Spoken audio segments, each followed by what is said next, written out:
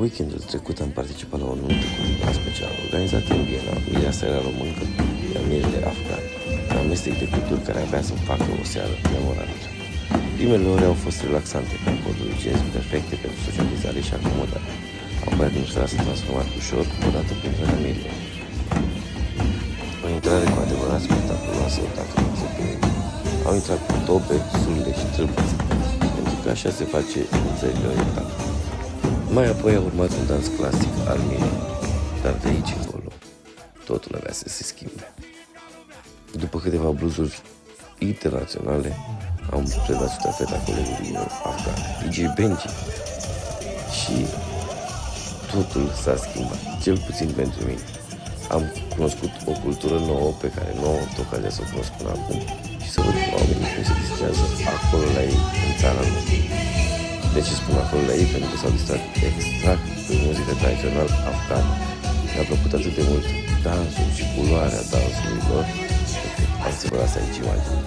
Ce mi-a plăcut cel mai mult la nunta asta a fost momentele în care familia mirelui s-a implicat 100%.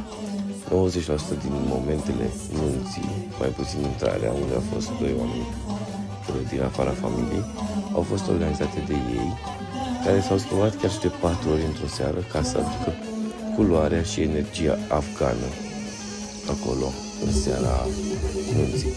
Mi-a plăcut extrem de mult lucrul ăsta și mi-ar plăcea ca și românii să facă astfel de momente în care să surprindă atât invitații cât și mirii cu, niște mici dansuri tradiționale sau, niște momente organizate.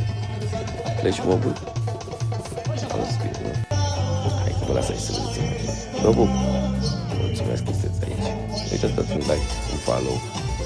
Dacă vă place, poate chiar și un mic share. Vă mulțumesc! Și am învățat ceva.